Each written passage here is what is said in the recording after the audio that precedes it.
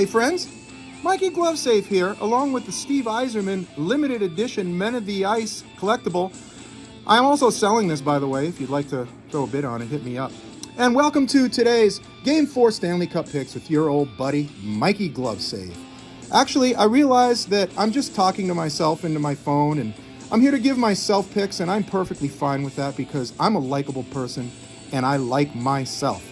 Now, I would also highly recommend that you tail Josh Inglis, Andy Francis, and Perlo's Wisdom, who already have their picks up, and Daddy likey those picks a lot. Also, be sure to tune into the Ice Guys at 2 o'clock Eastern Standard Time. You will get a lot of great things from them as well. Now, keep in mind that Mikey Glovesafe tries to find picks outside of theirs. He likes to do a little digging and see if there's anything else in there that's unique and has some potentiality. Sure, there's going to be some overlap if there's something that Mikey Glovesafe is thinking of prior to them announcing it, but for the most part, I try to see if I can dig for a little something different. Now, Mikey Glovesafe has quite a few picks he needs to share with himself, so I'm going to get into it now. I'm going to go with the automatics to begin with. I got Rodriguez for a point at plus 105, Corey Perry for a point at plus 100. Of course, I'm doing the draw again. I'm doing it every game this series, and I got that at plus 340 on FanDuel. Also, Sam Bennett's point prop, minus 130. Daddy usually doesn't like to lay the juice, but come on. I mean, with what this guy's doing, I don't think that that's an unreasonable price. As well as a Marchand point for minus 110. Side note, Daddy also got in on Sam Bennett, who's the current front runner for the Conn Smythe. I got him a couple weeks ago at plus 2,500. Now, I know we've all been expecting these games to go under, and there's no signs of that happening. It has been a goal fest. So until something changes, I'm going to still go for the higher scoring game. So I took the total goals flat line 6 or over at minus 120 on FanDuel. Also, first period overs have been hitting every game so far this series. First game was 3 goals. Next game was 5 goals. Third game was 2 goals.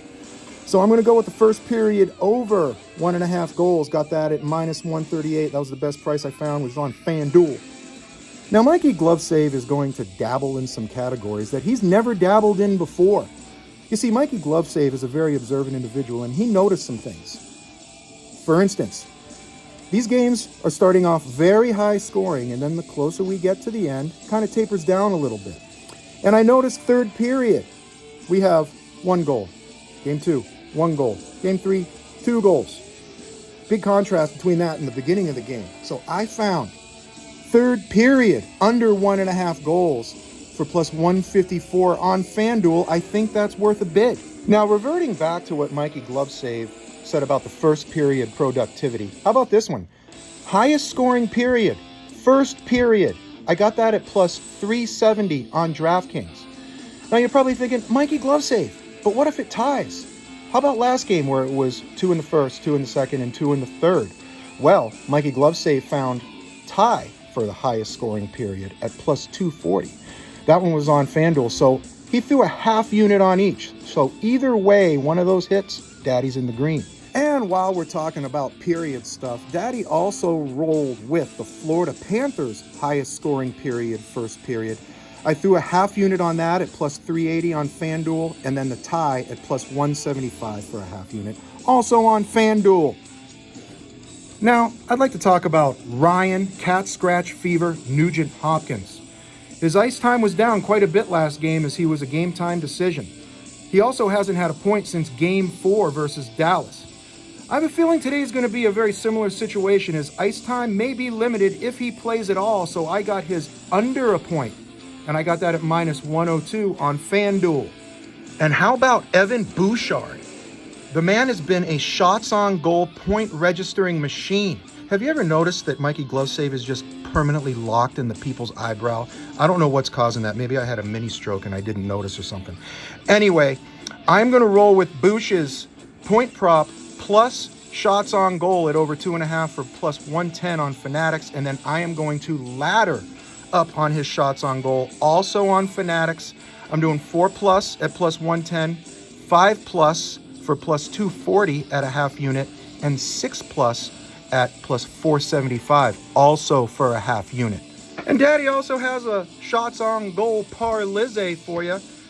Check out, when was the last time that Corey Perry had under 2 shots on goal? Also, Connor McDavid, has he had under 2 shots on goal at any point in the postseason? No.